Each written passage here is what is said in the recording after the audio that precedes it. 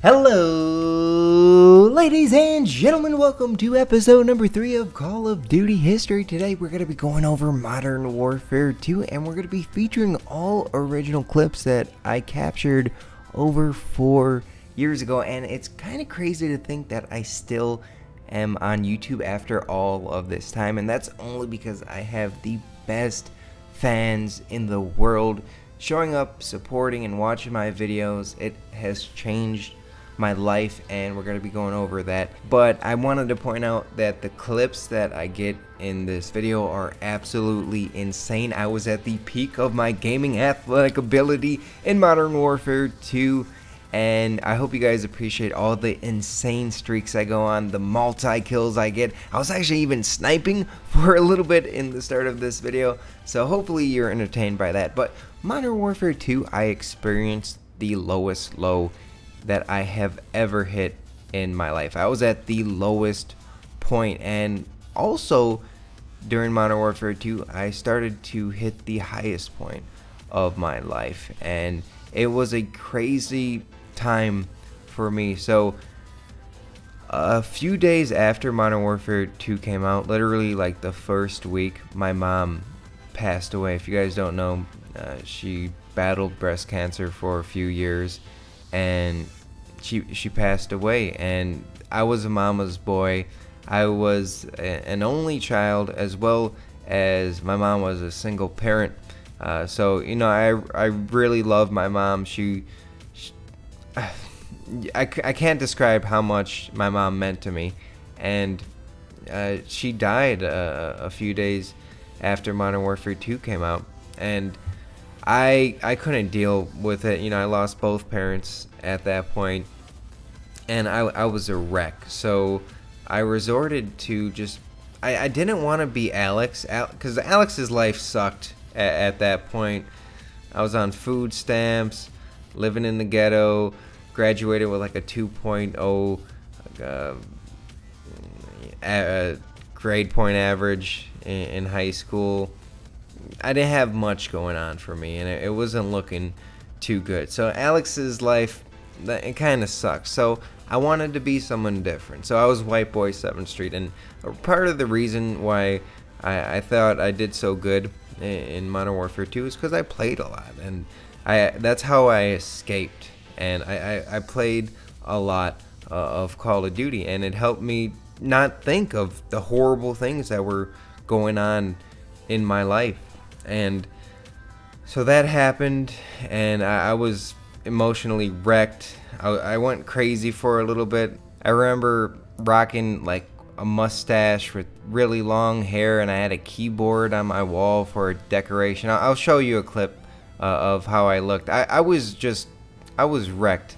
Look at me so many years ago, and it's crazy to see how far I've came in this journey, and it's all because of YouTube and you guys watching my videos. So I think I'll always have that within me, because I know where I was before YouTube and the place I was, and I know how much it has done for me, and I will always appreciate that. And you guys literally changed my life, and I will never forget that, and I'll never take this YouTube thing for granted. So it started off not too good.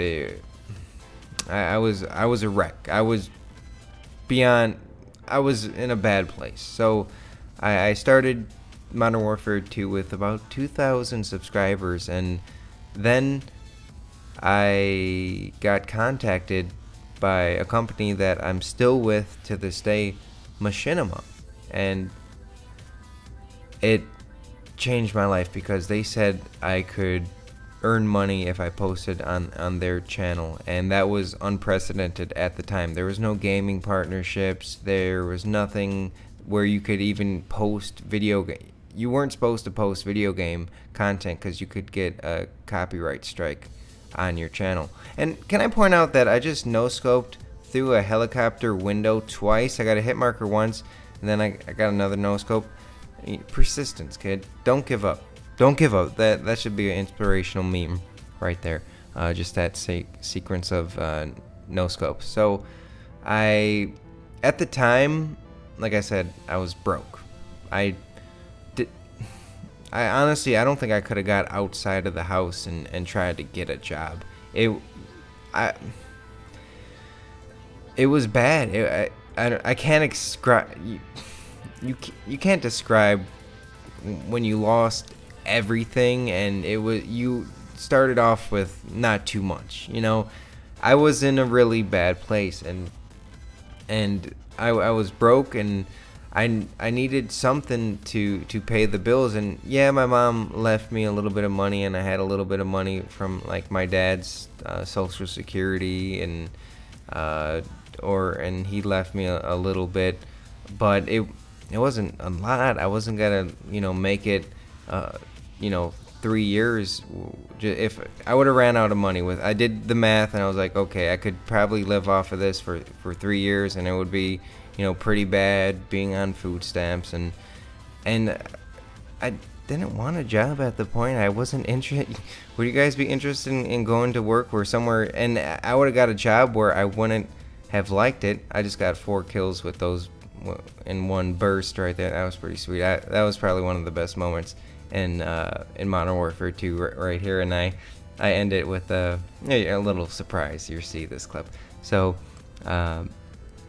yeah, would you want to go to, like, I didn't even want to wake up, and I wouldn't want to like wake up and go to a place where I didn't like, because that's like I don't know, I don't think I had the credentials to get a job that I actually enjoyed at the time, and whatever. So Machinima contacts me, and they say, we like your videos. At the time, I was growing pretty good. I had like, I don't know, maybe 10,000 subscribers when they contacted me, and they put me on their channel, which had 250,000 subscribers, 500,000 subscribers, during Modern Warfare 2. So I started to, gain a lot of subscribers off of their audience, as well as, I was pretty good at the game, as you can see in these clips. And if you want to go search back on my channel, I had like 95 kills, 1 death. I had a whole bunch of 100-kill games. I had 95 kills, 2 deaths, and 93 kills and 3 deaths. And I had, and you're gonna see this upcoming here, the world's fastest nuke in 33 seconds, which I think it still holds up to this day. There's a few people who like spawn glitch, but in YouTube back in 2009 or 2010, wherever it was all about having good gameplay, and I was really good at the game back then, and I was getting some of the best scores out. Like right here, it's a record. I know it's like cheap noob tubing, but still, it was the world's fastest, and I had my first viral hit. This was on the homepage. This was featured in gaming websites, and it was a big deal for me. Like the first week, it had like 500,000 views on the gaming homepage, and I was freaking out. It was awesome. It was a good time. I remember after I got this, I went up to my porch. I had to get some air, and I screamed really loud outside of my house, and it was late at night, and all you could hear, like, because there's a park across the street from my house, there was just a loud echo of me like, ah. I wish I was recording one of those live reaction things like I do now, because there was so much adrenaline pumping through my veins, and it was this moment. I think this is what really took me to the next level on YouTube, because everybody knew who Whiteboy7thst was. He was like, oh yeah, he's that guy who got that nuke, because it was a big deal. It was a huge deal, and that really started my race to fame, or if you want to call it whatever, success on YouTube. So this was a huge deal for me, and yeah, so I know this history series is more about like the game in general, but it was just such an emotional roller coaster for me. You see the controller unplug, I like slammed it on the floor, and then and then right here, I'm not clicking anything because I left the building. So I ended up with about 50,000 subscribers going into Black Ops 1, and I felt really good about this YouTube thing. I knew there was something about it. As soon as I started to get a little bit of income from it, I knew gaming was going to take off, and something just felt right about this whole YouTube thing. I was like, I could go for a job, but I don't know, this is a lot better. And I got paid, to be honest, and to be perfectly clear, I got paid a lot less than minimum wage would have been. But at the same time, I was playing video games, so I had that little bit of money, and I was getting food stamp money, and I was getting money for food stamps, and I figured, well, this could work out. We could do something with this if it just keeps going like it is. And I totally didn't expect what was going to happen next. I never would have imagined 2.2 million subscribers, 500 million YouTube views. That was totally unexpected, but I did think that there was something there. So I was one of the first full-time YouTubers, and that really helped me in the beginning because I didn't really have any obligations. I didn't really have to do anything but, you know, pay my electric and internet bill, and like the people upstairs covered the rent because my mom gave me my 7th Street house, and they covered like the rent, and it was, you know, I had to come up with a few $100 a month, and I could do that off of doing YouTube stuff, and it was so, it was such, and don't hate me for noob tubing right here. And can I point this out? Look at, I still remember all these clips. I get it right through the doorway I thought that was pretty cool, and I got 4 people right through the doorway, and this clip was pretty cool too. Triple kill while the nuke was going down. Anyways, I told myself I want to get distracted by the gameplay, but never mind that, because this next clip is awesome. So I'm gonna spot this guy with the sniper rifle all the way across the map, pull out my throwing knife, throw it, and then I'm going to scope back on him and see it drop. That was awesome. It was freaking awesome. And then, not this clip, but the next clip, I knew I was gonna, for some reason, I knew something special was gonna happen in Call of Duty, because this was the first night, within the first 2 hours of the game coming out. I didn't know how to use stuff. Watch this. I dunked it. That's, I don't care what anybody says, that's the best trick shot in Call of Duty history, at least to me. I know I didn't spend or do anything, you know, but it was the first few hours of Call of Duty coming out, and I don't even know that I saw the basketball. I didn't even know there was a basketball hoop there until I saw it. I was like, oh, it'd be kind of cool if I jump off and no scope through it like I'm playing basketball. And I knew something special was gonna happen. And I'm sorry for the horrible quality. I had to rip it off of YouTube, and I didn't even know what I was doing back. So the original quality that I uploaded to YouTube was horrible because I had no idea. We were still figuring things out back in the day. I'm so freaking out about it was a thing, like, for some reason, and I learned not to do this anymore. After I got a good clip, I would just like freak out and like spin my controller in the air and knife, and instead of like continuing on and try to get a better clip or, you know, a better streak or whatnot. So yeah, during Modern Warfare 2, I believe the partner program for gaming channels, TGS and Machinima, started partnering channels where we could actually post. It was okay to post gaming footage online, and we could also monetize on our channels, because when posting to Machinima Respawn, you had this whole process that you had to do, a little form you had to fill out, and you had to like wait till it got approved. Somebody had to watch it and make sure it's not, you know, I don't know, you're not choking cats or something in the video. And you also had to wait because they wouldn't just upload 80 of your videos like you could upload on your channel. Like I could upload every day on my channel, and people like that, but on Machinima you would have to wait like a week or something for like every week. You had like a schedule. You could post like every Monday.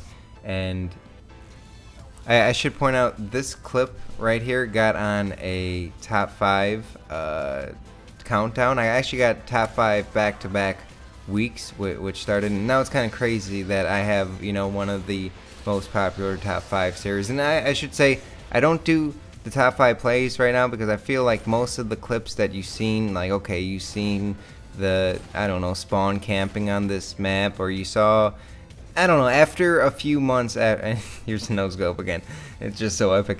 After a few months after the game, I feel like you've seen all the fails, and you've seen all of the zombie stuff you can do, and you've seen all the plays. So it will be back for Ghost, and I started up a new top 5 series, the top 5 BS moments, which is actually going over really well, and I'm actually really liking this. So I see this car on fire, I remember this, that I just start spamming it, and triple! I thought that was pretty a heads up play for me. So getting back to my point with YouTube, when Machinima allowed us to partner our channels, that's when it really started blowing up, because now I could focus on, oh, I couldn't focus on any of these people. There's so many glowing thermal bodies and I couldn't hit any of them, and then I get a collateral to collateral quad feed. That was pretty slick. So when Machinima started partnering channels, obviously we got paid a little bit more and a little bit more frequently, because it depended on how much we uploaded to our channel. Even though I didn't have, and I was still uploading to Machinima as well, but I didn't have as much subscribers, but I could build the audience over here and I could upload a lot more frequently, and people like that. People really like the more uploads on Call of Duty on this channel, and it just started to blow up, not only for me but for the whole online gaming community. And actually I didn't mention this back a little bit earlier, but that nuke that I got, that was inspired because somebody faked a gameplay. This guy Shaggy, shout out to Shaggy, he got a nuke in 30 seconds, and it was the first gaming video when it was just based on pure gameplay. Not so much, there's other gameplay like Leroy Jenkins, and there's gaming videos that went viral before that. Oh, how sick was that? While the stealth bomber was going and the screen was vibrating, I got a kill. So then I do a little happy dance. So that was one of the first gaming videos that went viral. And so basically on this map, he told his friends to go on the B flag, and then he spammed the B flag with a nade or something, and then he got a fast nuke, but he was doing it in 6v6. And I was thinking, well, if I could get 6 quick kills off the spawn in ground war, it would be a lot faster because there's a lot more people. And I kept on trying, and it wasn't faster than his, but his was fake. So, but he inspired me to go for it, and I was just thinking of ways, how could I get a faster nuke? I want to be that guy with 2 million views. I want to be, you know, I thought it would be a good way to grow a channel. And it was just to be honest, it was really a kind of a test for me to see if I could actually do it. Now, this is a random clip. I laid a claymore on the A flag, and then you can only have 2 claymores out at a time in Modern Warfare 2, but you could pick up more with scavenger packs. So I lay down another one and it explodes, and I get 4 kills, and I have no idea how that happened. So I tripped my own claymore by putting an additional claymore down. Oh, let's talk about how the game was. So Modern Warfare 2, I want to say, has the best overall connection. It felt the smoothest for some reason. It implemented actually host migration. It wasn't in the game before Modern Warfare 2, I feel the connection was the strongest. It felt the most fluent and responsive. You see with the shotgun clips, it just goes like back and forth, back and forth, back and forth. I'm killing people all over the place. And you can see with sniping as well. I feel like it was one of the most responsive games and tightest Call of Duty games. And the connection, I think by far, the net coding or whatever it is, worked the best in Modern Warfare 2. So they introduced that. They introduced the concept of pro perks as well as customizable kill streaks, and they introduced a lot of kill streaks. Secondary weapons that are not pistols, they introduced that as well into the game. So you see me with any shotgun was actually a secondary weapon. They also had anti-air launchers as well as machine pistols. So they introduced the customizable ability. I can never say that word. You could customize it a lot better in Modern Warfare 2, and you had a lot more control over your character, which I thought was pretty cool and a good innovation to the Call of Duty franchise. My favorite gun was the Spaz 12. You saw it in the first few clips. Absolutely the best shotgun ever in Call of Duty. It was so good and fun to use, and they had the model, the 1887s, when I got that quad with one burst, and then I did a 360 at the end. That was also a nice pair of guns. Before they patched, it was so overpowered. Modern Warfare 2 was interesting because it was broke.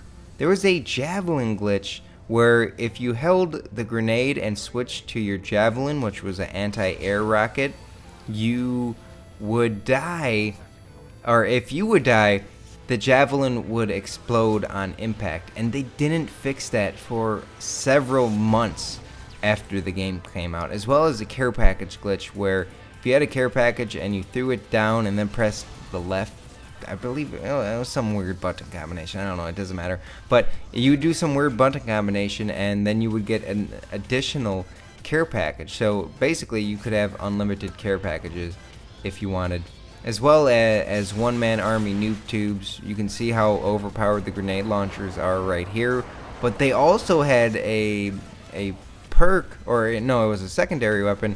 You would switch to it. It was a backpack that you could switch to another class while playing, which I think was a pretty cool idea, but it wasn't implemented well because you could switch to the same class and basically have unlimited noob tubes, which I felt was way overpowered. Everyone knows it's way overpowered. One-man army noob tubes is probably the most overpowered thing in Call of Duty history. Ladies and gentlemen, thank you for watching Call of Duty history. Leave a like if you enjoyed it. Check out the Call of Duty 4 and World at War history. Link will be in the description. Thank you for watching. Triple! Actually, I want to say one more thing before we go. If you watch to the end of this 22-minute video, you're the people I'm talking about when I say you've changed my life. If you watched and stayed here to the end, you're a hardcore goat. And let me know in the comments if you have. Just comment something about blueberry muffins. I don't know. Okay, bye.